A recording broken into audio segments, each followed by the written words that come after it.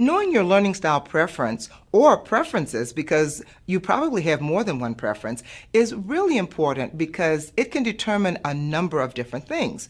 First of all, it may determine how you prefer to take in information, whether you prefer to see things in a visual format or hear in a verbal format. And I'll give you an example. Suppose you were in an unfamiliar city and you had to go from point A to point B, and someone was going to tell you how to get from point A to point B. Would you prefer that that person just hand you a map and show you the 2 points and tell you, just use this and you'll get to where you need to go?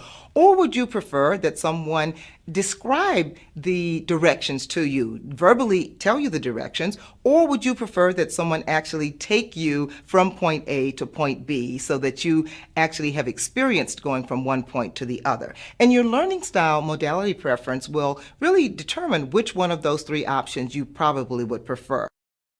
It can also determine how you like to process information.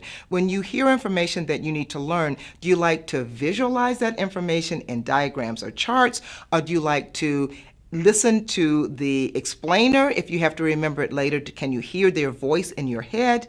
It also can determine how motivated you are to study a particular topic or a subject, because if you have a preference, a strong preference for diagrams, for charts and pictures, but you have a textbook that has none of those, then you might not be very motivated. And so you might get very frustrated. So it can also determine your frustration level with different learning tasks if you have to do something that it's in a completely different modality than the one that you prefer.